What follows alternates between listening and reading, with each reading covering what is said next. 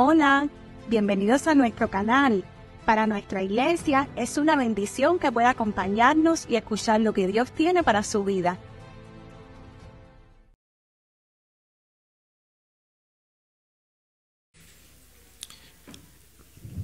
Bienvenidos, hermanos. Les invito a abrir sus Biblias en la primera carta de Juan, capítulo 5. Ya estamos al final de esta serie de mensajes.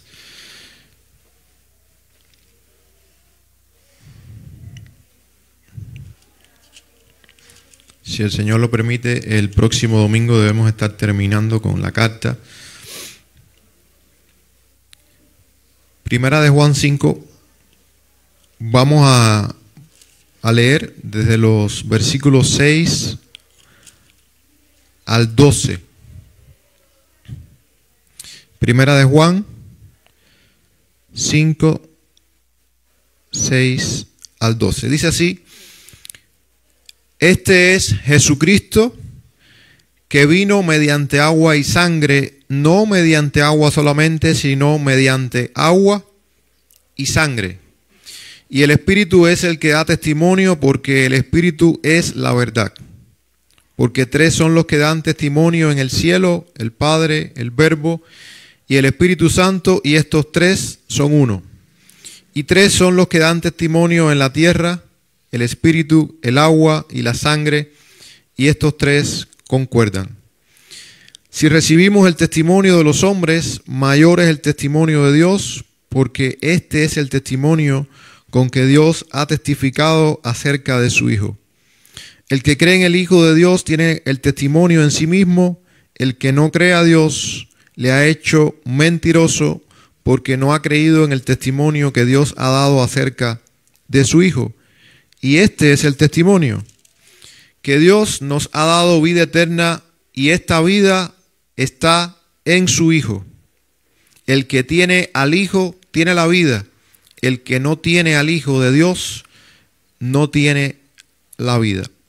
Oramos. Señor, gracias te damos por tu palabra. Pedimos que tú ilumines nuestras mentes en esta hora para poder comprenderla. Que también nos llenes de disposición para poder también obedecerla.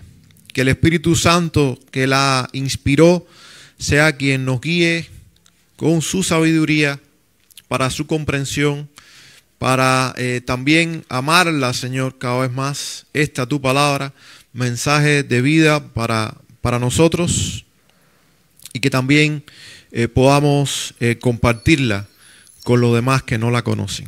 Te lo pedimos y te damos gracias en el nombre de Jesús. Amén. Bien, leí toda esta parte del versículo 6 al 12 para ubicarnos, ¿verdad? Pero realmente me voy a enfocar sobre todo en los versículos 11 y 12. He titulado este mensaje: Con Cristo todo, sin Cristo nada. Es el gran énfasis de Juan acá, ¿verdad? Este apóstol, pastor, ya un anciano. Estamos ubicados en finales del primer siglo del cristianismo.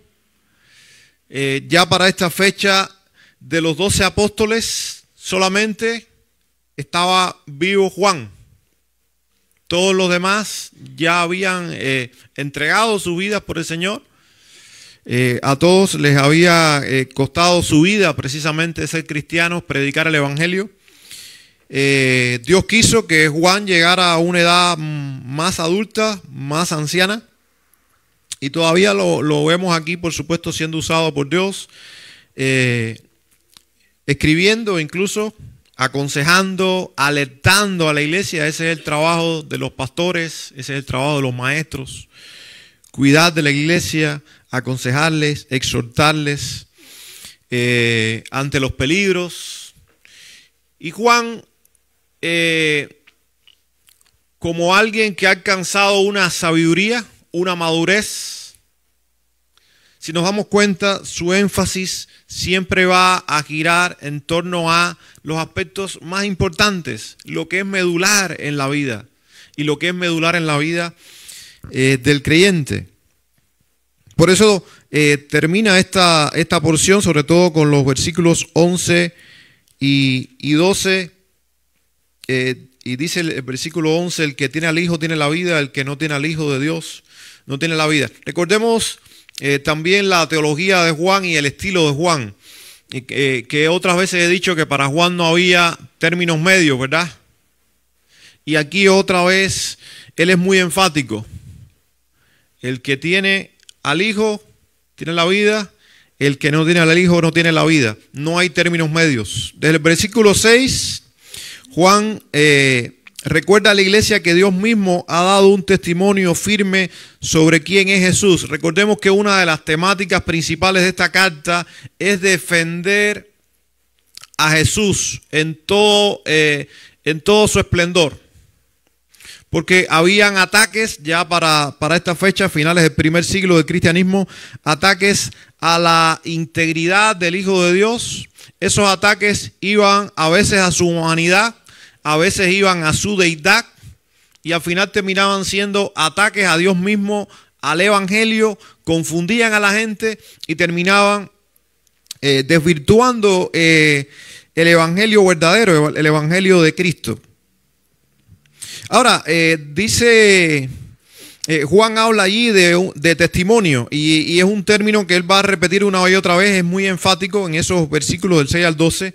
El testimonio dice que hemos recibido, y está hablando del testimonio acerca de Jesús y de quién era Jesús, esencialmente, algo que se estaba poniendo en tela de juicio.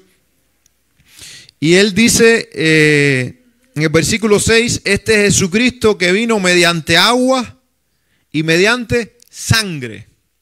Y los teólogos a lo largo de los años se han debatido cuál es el significado real de este texto, cuál es el énfasis aquí, a qué se estaba refiriendo Juan cuando dice que Jesucristo vino mediante agua y mediante sangre. Y hay muchas teorías, pero la posición más generalizada y que tiene que ver más no solamente con el contexto, sino cuando abarcamos todo el ministerio de Cristo y sobre todo el énfasis que está haciendo Juan aquí, respondiendo a los falsos maestros que desvirtuaban al Señor. La interpretación es que se está refiriendo a el momento en que Jesús fue bautizado en agua, recordemos, en el Jordán, y el momento en que Jesús entrega su vida en la cruz y derrama su sangre. Es decir, inicio del ministerio de Cristo, final o conclusión del ministerio de Cristo. Por eso está diciendo, este es Jesucristo que vino mediante agua y mediante sangre. Pero esto tiene una connotación mayor, y es precisamente a lo que Juan estaba apuntando aquí. Este Jesús es humano, pero es divino. Este Jesús es el eterno Hijo de Dios que se encarnó en un hombre como tú y como yo. Y en el momento del bautismo, pues estamos viendo al Jesús humano que se identifica con los hombres por medio del bautismo en aguas, pero también en el momento del bautismo hay testimonio de parte de Dios el Padre, cuando recordemos, bueno, es que ahí aparece la Trinidad. En ese momento, recordemos que dice que desciende el Espíritu sobre él como paloma. Es importante decir que aquí estamos frente a un símil. Como paloma. No está diciendo que descendió una paloma. Está diciendo el que escribe, que vio lo que sucedió, está buscando un comparativo y usa un recurso de lenguaje. Pero no dice que descendió una paloma sobre el Señor. Está diciendo que vio al Espíritu descender sobre Jesús como paloma, buscando un equivalente para comunicar lo que pasó ahí. Y se oye una voz del cielo que dijo, este es mi Hijo amado en quien tengo complacencia, o en quien me complazco. Y ahí tenemos entonces la autoridad sobre Jesús, diciendo que Jesús es el Hijo de Dios, el eterno Hijo de Dios, pero que a la vez se está identificando con los hombres. Y luego cuando dice Juan, mediante agua y sangre, pues está apuntando entonces a el Hijo de Dios que vino resuelto a entregar su vida en la cruz y derramó literalmente su sangre por los pecadores. Y ahí está hablando del testimonio. El testimonio es, este es Jesús, el Jesús humano, el Jesús divino, que vino entonces a entregar su vida por los pecadores. Y entonces está un poco como que rectificando los errores que en ese momento estaban penetrando y estaban bombardeando a aquellos cristianos. Porque miren qué interesante, había una herejía para ese tiempo de algunos maestros gnósticos que decían, porque ellos no podían entender, no podían asimilar la humanidad y divinidad de Jesús, y entonces ellos la atacaron de esta manera. ¿Y cuál era el ataque? Ellos estaban enseñando que en el momento del bautismo fue que vino el Cristo divino a Jesús, al Jesús humano, y se retiró antes de la muerte de Jesús. Esa herejía la estaban enseñando ellos y estaba pervirtiendo la esencia del cristianismo y de la propia naturaleza del Señor. Ellos decían, Jesús era un hombre común y corriente y en el momento del bautismo entonces viene el Cristo divino y se une a él hasta el momento en que va a entregarse en la cruz. Y en el momento en que se entrega en la cruz, el Cristo divino se va. ¿Por qué? Porque ellos no podían concebir que la divinidad y la humanidad de Cristo estuviesen de esa manera ligadas, tal y como lo presenta la Biblia, que termina, por supuesto, siendo un misterio para nuestro intelecto. Como hay un pastor dice de esta manera, hablando de la humanidad y de la deidad del Señor: Dios no muere, pero quien muere en la cruz es Dios. Una paradoja, ¿verdad? Pero es lo que enseña la Biblia. Dios no muere, pero quien muere en la cruz es Dios. Ahí está la grandeza del Señor en sus dos naturalezas. La razón por la que Juan insiste tanto aquí es crucial. Lo que tú crees acerca de Jesús determina lo que tú tienes delante de Dios. Es decir, Juan está diciendo, tal y como tú concibas a Jesús y tal y como tú te relaciones con Él, va a ser tu relación con Dios y va a ser lo que te defina delante de Dios. Por eso en los versículos 11 y 12, Juan llega al punto central. Dios ha dado vida eterna y esta vida está en su Hijo. Entonces podemos decir, en primer lugar, que Dios ha dado un testimonio claro sobre la vida eterna. Versículo 11. Y este es el testimonio, que Dios ha dado vida eterna y esta vida está en su Hijo. Ahora, aquí está usando un término para vida que es el término zoe o zoe, que dicta el término bios. El término para vida es bios, de ahí viene biología, habla de la vida física. ¿No es así?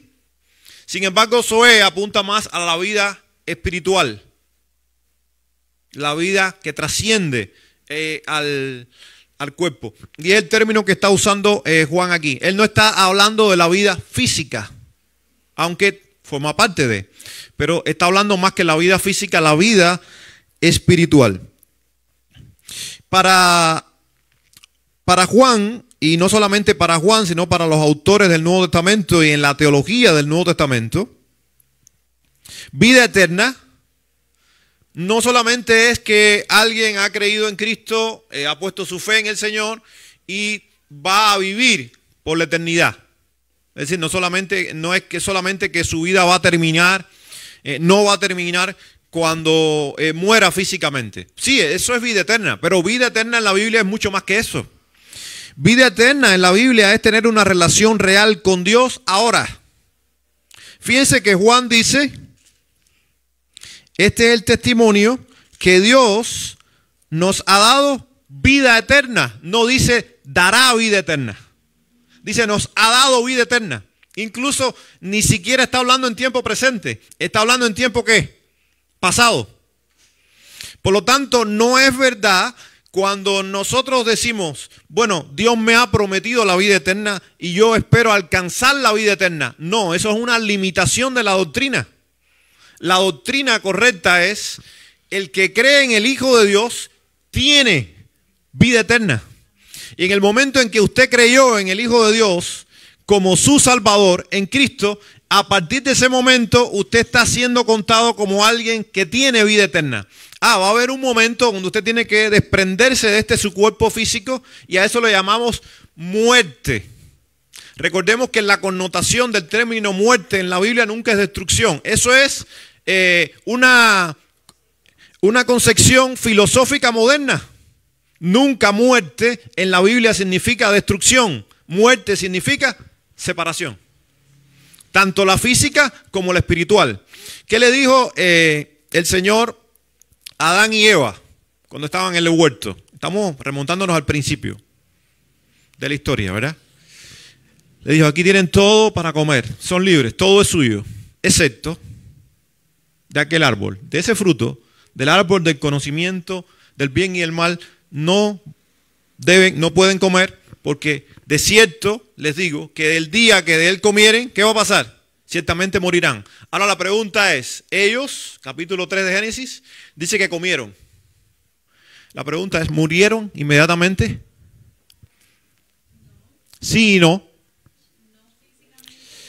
A partir de ese momento quedó su sentencia de muerte física. Vivieron muchísimos años, pero ¿qué pasó con ellos? A partir de ahí, su cuerpo, como el de nosotros, comenzó a degenerar, a envejecer y terminaron muriendo. Pero sin embargo, no murieron instantáneamente. Físicamente no, pero espiritualmente sí. Al punto que dice que se paseaba Dios por el huerto y no ve al hombre. No lo ve. Y dice, ¿dónde estás? Dice, estaba escondido porque tenía miedo, porque estaba desnudo. Efecto del pecado. ¿Qué había pasado? Esa relación, ese vínculo se había roto. Y espiritualmente, inmediatamente al pecado, hombre y mujer murieron. Y entró el pecado a la raza humana. Por eso dice la Biblia, por cuanto todos pecaron, porque luego el pecado se traslada a todos los seres humanos y están destituidos, separados de la gloria de Dios. La Biblia describe al ser humano sin Cristo como muertos. Y usted dice, ¿cómo muertos? Si viven. Y pueden tener toda la vitalidad, físicamente hablando, pero espiritualmente están muertos, porque están desligados de Dios. Entonces, vida eterna en la Biblia es tener una relación real con Dios ahora. Es que por medio de la fe, esa ruptura se reconcilia. Y otra vez, el hombre y Dios están reconciliados en Cristo. Es tener el poder de Cristo obrando en nosotros. Es tener seguridad eterna. No solamente es la esperanza, la posibilidad. Es tener seguridad eterna. Porque dice, tenemos vida eterna como una certeza. Es tener el propósito y sentido también verdaderos. Eso es vida eterna. Eso es tener vida en Cristo. Es tener esperanza futura. ¿Qué pasa cuando una persona tiene su fe puesta en Cristo cuando llega el momento de la muerte? Esa persona no muere igual. Esa persona muere ¿cómo? Con esperanza, con convicción. No solamente con convicción intelectual. Esa persona que ha sido habitada por el Espíritu de Dios tiene la certeza de que es hijo de Dios. Dios le abraza y Dios le lleva en todo el recorrido y también en el momento de la muerte física. Va con él. Eso es vida eterna. Así que cuando Juan dice vida no se refiere solo al cielo.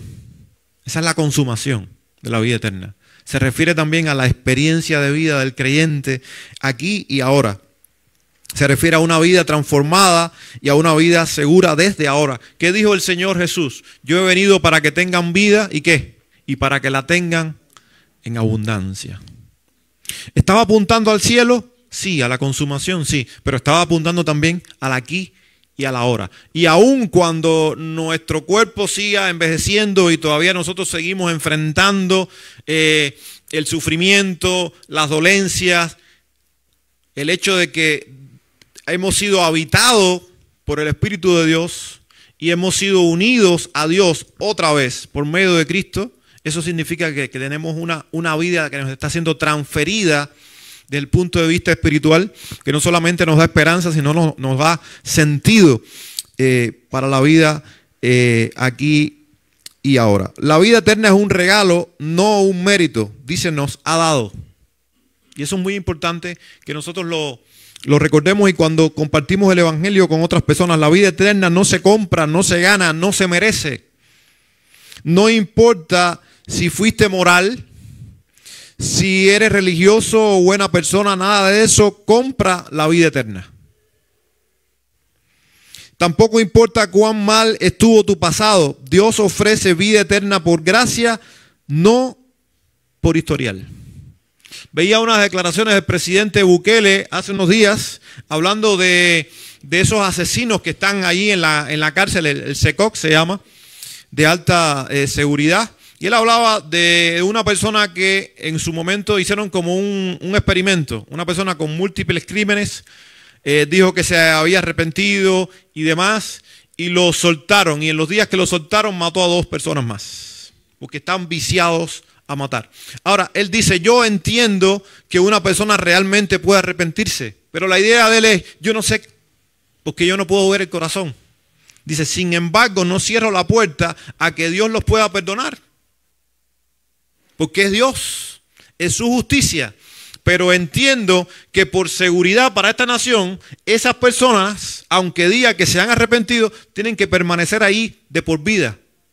Porque son un peligro potencial. Es lo que está diciendo él. Yo no puedo penetrar en el corazón del hombre. El hombre me puede engañar a mí. No engaña a Dios. Por lo tanto, tampoco somos nosotros quienes para decir, esa persona no tiene perdón. Aunque sea lo más terrible que haya hecho, aunque en nuestro intelecto no entre. Sí, pero no se trata de nosotros, se trata de Dios. Y cuando hay un arrepentimiento genuino y cuando hay una transformación, no sabemos lo que esa persona pudo haber hecho. Y digo esto porque muchas personas se ponen una barrera. Imagínense que la parábola del hijo pródigo, que la conocen, ¿verdad? Muchos la conocen. Imagínense cuando aquel hijo que desperdició toda la herencia de su padre se vio en el momento más bajo. Y dice que él volvió en sí y dijo, voy a ir donde está mi padre, le voy a decir, Padre, he pecado contra el cielo y contra ti, ya no soy digno de ser llamado tu hijo, hazme como a uno de tus jornaleros. Y dice que él vuelve así y vuelve al padre. Pero imagínense que él hubiera dicho, ya yo estoy perdido. Mi padre nunca me va a perdonar. Yo no merezco su perdón. Y nunca hubiese ido al Padre. ¿Sabe? Así tristemente viven muchas personas allá afuera. Ellos tienen convicción de pecado. Ellos tienen convicción de la bondad de Dios. Pero ellos se sienten tan miserables que no son capaces ni siquiera de abrir la posibilidad para acercarse a Dios. Sin embargo, Dios es ese Padre amante que, como la historia del hijo pródigo, está esperando a que las personas vengan y vuelvan en sí. Pero tristemente hay personas que se sientan tan miserables y a veces nosotros, sin darnos cuenta, hacemos a las personas tan miserables. Y es que todos somos miserables delante de Dios, pero no recordemos que la bondad de Dios traspasa esa miseria y eso es gracia. Esto tranquiliza al que está cansado de sentirse insuficiente y corrige al que cree que puede pagar a Dios con buenas obras, tanto unas como otras. No hay manera de que un hombre pueda esforzarse y ser bueno y alcanzar la misericordia de Dios. No es posible, porque es gracia. Favor no merecido. Y no hay nada que un hombre, por terrible que sea, haya hecho que no pueda alcanzar también el perdón de Dios si se vuelve a Él en arrepentimiento. Así que la vida eterna es una realidad también presente. Dice, no dice nos dará, sino nos ha dado. Ya hablé también de ello. Y la vida eterna tiene un contenido definido. Y aquí me quiero detener unos minutos. Cuando digo que la vida eterna tiene un contenido definido, estamos diciendo que no hay muchas formas de alcanzar la vida eterna. Hay una forma. Y Juan no deja lugar a dudas aquí. Dice, y este es el testimonio que Dios nos ha dado, vida eterna, y esta vida está, ¿en qué? En su Hijo. El que tiene al Hijo, tiene la vida. El que no tiene al Hijo de Dios, no tiene la vida. Por eso podemos afirmar rotundamente, el Evangelio de Cristo es exclusivo. ¿Qué significa? No hay otro evangelio. No hay otra forma.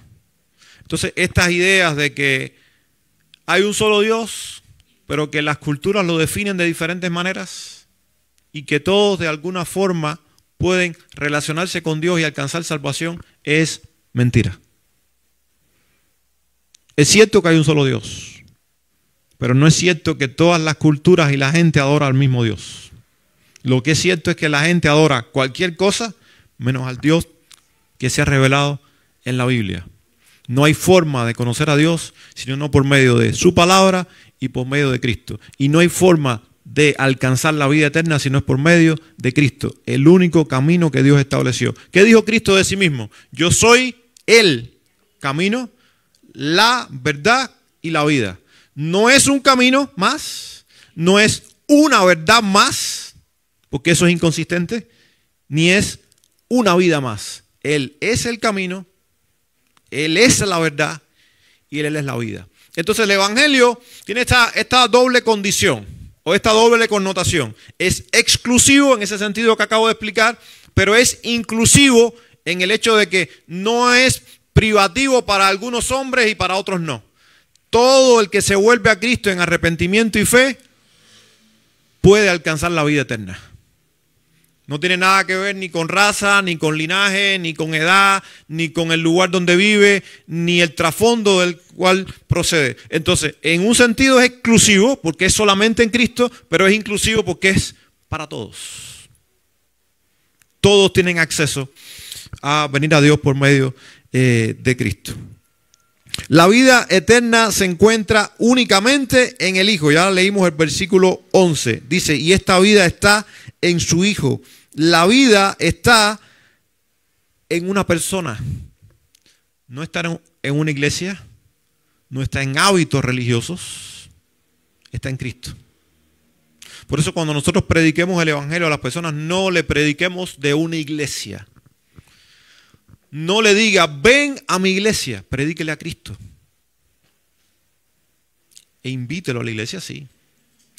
Yo entiendo que hay hermanos que dicen, bueno, es que yo no sé, no sé predicar y entonces lo invito para que él escuche el mensaje en la iglesia.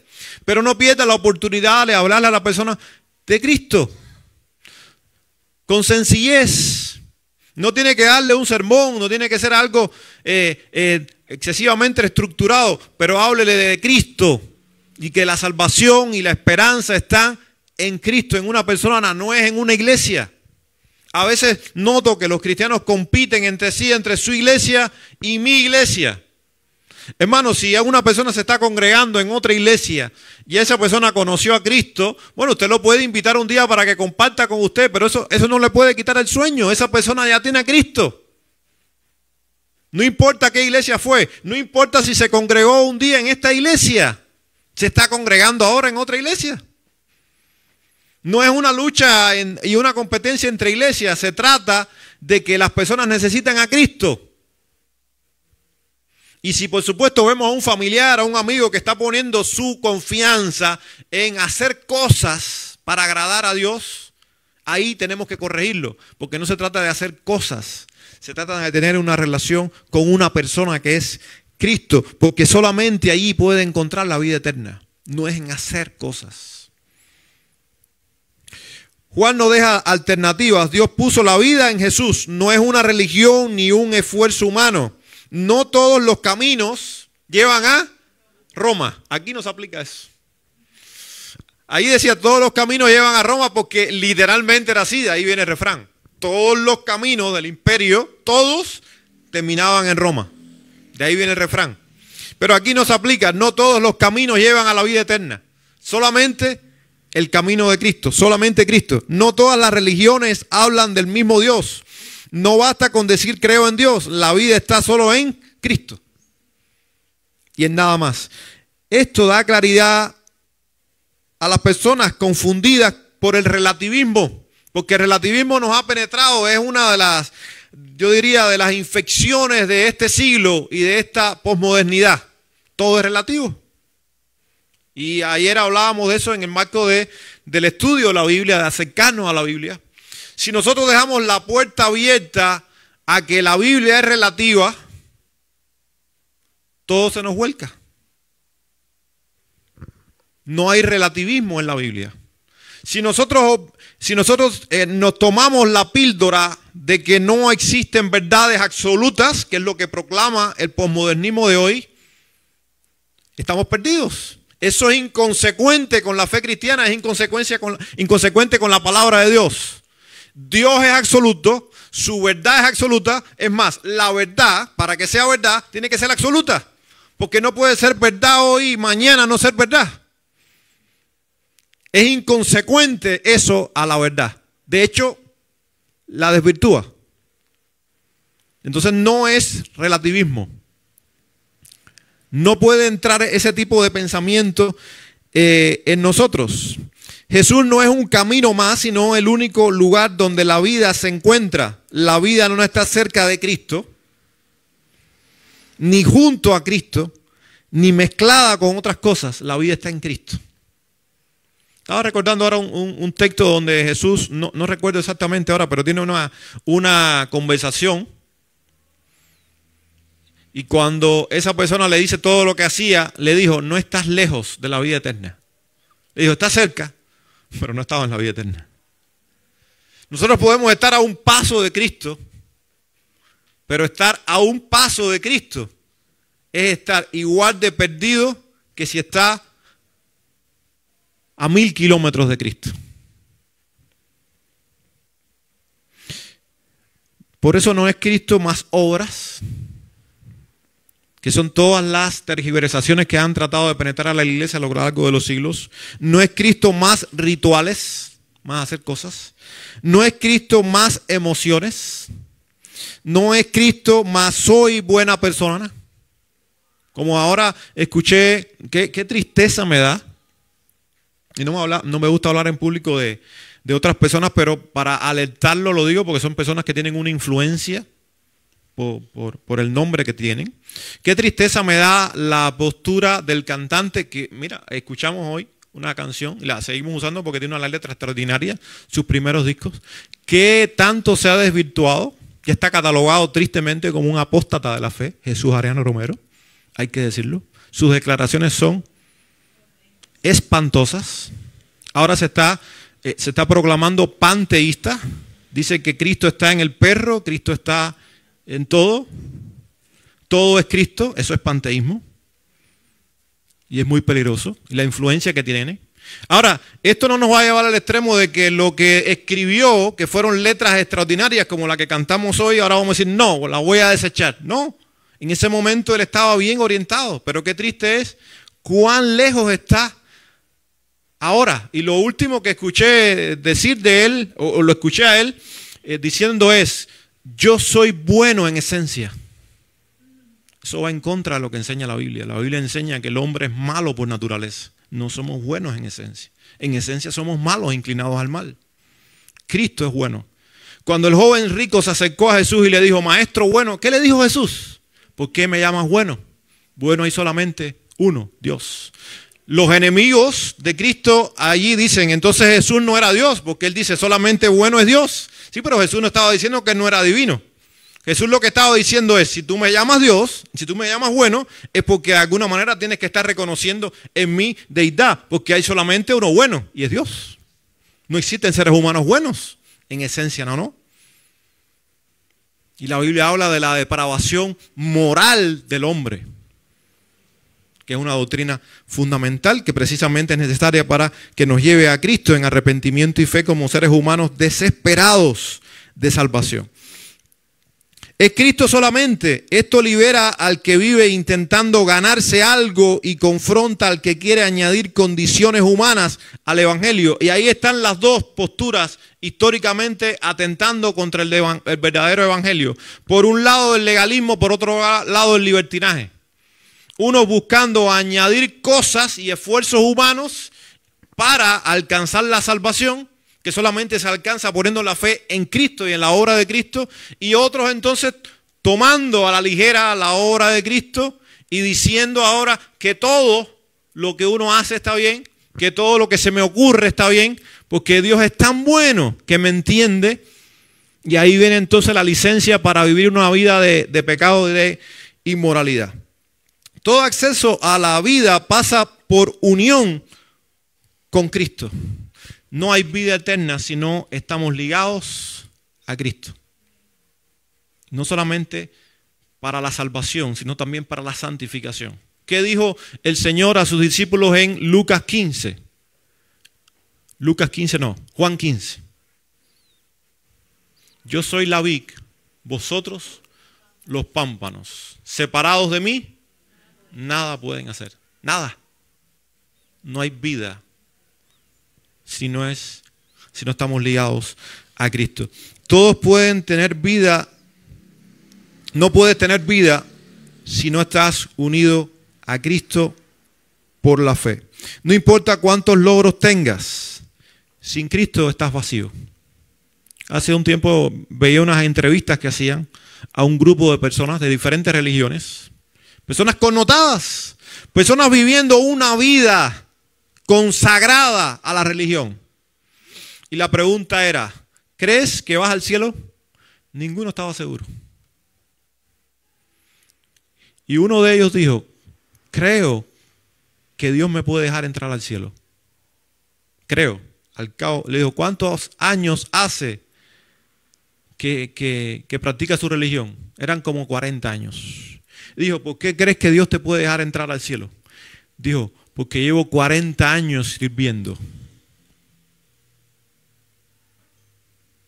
Eso nos enseña la Biblia.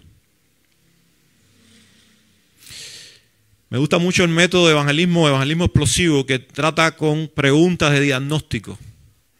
Es decir, usa preguntas gancho para conectar con cualquier tipo de persona, para ver en qué diagnosticar, en qué lugar está, si es una persona atea, si es una persona religiosa, si es una persona agnóstica, es decir, como que está en el medio, como tengo un familiar que él se declara agnóstico. Él dice, no creo que Dios existe, pero no puedo negarlo, que pueda existir. Eso es un agnóstico. Es decir, no soy ateo, pero no soy creyente. Estoy en el medio. Entonces, estas preguntas de evangelismo explosivo buscan eso, saber dónde está situada la persona para luego entonces enfocar el evangelio según la postura filosófica de esa persona. Y luego sigue con preguntas, pero cuando la persona dice, sí, yo creo en Dios, entonces viene otra pregunta de diagnóstico muy importante. Y dice, muy bien, qué bueno que crees en Dios. Bien. ¿Y crees que vas a entrar al cielo?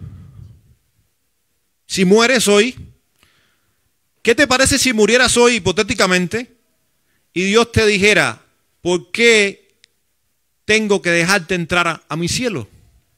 Son preguntas hipotéticas. Y ahí la respuesta de esa persona es fundamental. Si la persona dice, porque llevo tantos años yendo a la iglesia, está confiando en obras. Pero si la persona dice, o porque soy bueno, o porque no he matado a nadie, o porque nunca he traicionado a mi esposa, porque soy buen padre, está confiando en obras, en su moralidad. Pero si la persona dice, porque he puesto mi fe en Cristo, porque solamente Él ocupó mi lugar en la cruz y cargó mi pecado y me ha dado vida eterna, entonces esa persona está confiando en Cristo y solamente en Cristo. Ese es el evangelio. Por lo tanto, Juan está haciendo ese énfasis porque no quiere que los cristianos se dejen engañar y terminen engañándose a sí mismos pensando que tienen la vida eterna cuando tal vez tienen la confianza puesta en muchas cosas, pero no en Cristo. Y han desvirtuado tal vez el Evangelio. La posesión de Cristo determina la posesión de la vida. El que tiene al Hijo tiene la vida. El que no tiene al Hijo de Dios, dice Juan, no tiene la vida. Tener al Hijo implica una relación viva con Él. No dice el que conoce del Hijo. No dice el que simpatiza con el Hijo. Dice el que lo tiene. El que tiene una relación vital con Cristo. Porque es su Salvador. Porque es su Señor. Porque le habita. No es suficiente haber hecho una oración hace años. Y nada pasó. No es suficiente de tener familia cristiana y estar en la iglesia de toda la vida. No es suficiente de tener una Biblia en casa y leerla de vez en cuando. Ni siquiera leerla todos los días. Tener al Hijo significa caminar con Él, significa escucharlo, significa obedecerlo, significa amarlo y significa tener la confianza solamente en Cristo y en nada ni nadie más. Tener la vida es una certeza, no es ni siquiera un deseo. Juan no quiere cristianos dudando cada semana. Quiere cristianos seguros en las promesas de Dios.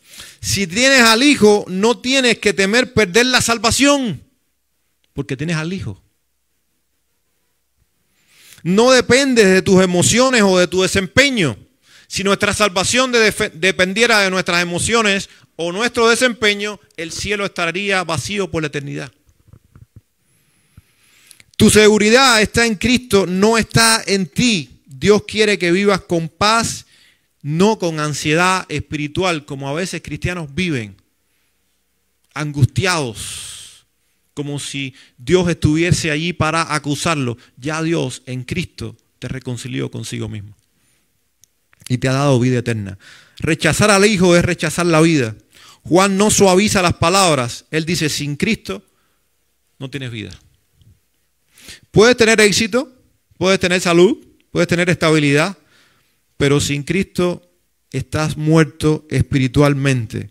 Puedes tener religión, pero si no tienes a Cristo no tienes vida. Puedes tener moralidad, pero sin Cristo sigues separado de Dios.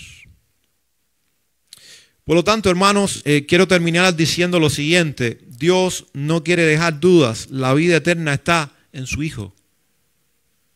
Esto es un mensaje importante para recordarlo a nosotros los creyentes, pero sobre todo es fundamental para que nosotros sepamos cómo compartir el Evangelio con nuestros familiares, con nuestros amigos. No estemos contentos por verlos yendo a la iglesia, eso no es suficiente. No estemos contentos por verlos leer la Biblia de vez en cuando, eso no es suficiente. Estemos satisfechos cuando ellos digan, yo creo en Cristo, solamente en Cristo. Tengo vida eterna porque he puesto mi confianza en Cristo.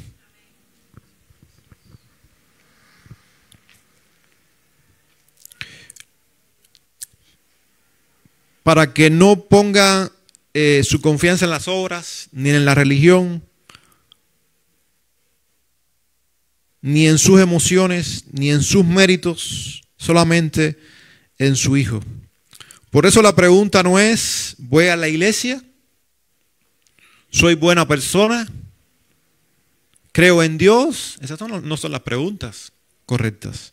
La pregunta que define la eternidad de un ser humano es esta. ¿Tienes al Hijo? ¿Tienes a Cristo? ¿El Hijo te tiene a ti? Puedes decir, Cristo está en ti y tú estás en Cristo por la fe, porque con Cristo tienes vida ahora y para siempre, pero sin Cristo, aunque tengas todo, no tienes nada. Ahora recordé un canto que cantamos en Cuba. Si no tienes a Dios, no tienes nada, porque lo material siempre se acaba. De nada vale estar sin Él. Con Dios todo, sin Dios nada. Por eso Juan dice, y lo dice como una persona que tiene a Cristo, que no tiene duda alguna, que sabe dónde va a pasar la eternidad, que sabe dónde está su seguridad, que sabe que su partida del punto de vista físico está muy cercana, está prácticamente despidiéndose, pero está dando sus últimos mensajes con todo el ímpetu que le queda, por amor al resto, a los que van quedando detrás. Y por eso termino otra vez con el versículo 12. El que tiene al Hijo tiene la vida. El que no tiene al Hijo de Dios no tiene la vida. No hay más. Si hay alguien aquí o alguien que está escuchando tal vez o va a escuchar este mensaje que no tiene la seguridad de la vida eterna está en su Hijo. Y no hay nada que te impida que vayas a Él, porque ya el Hijo vino a ti hace más de 2000 años. Y lo hizo una sola vez y para siempre. Ahora la pregunta es, ¿vas a ir tú al Hijo? ¿Quieres la vida eterna? Pues no te tardes y ven a Cristo, como dice también un canto, sin tardar. El Señor les bendiga, hermanos.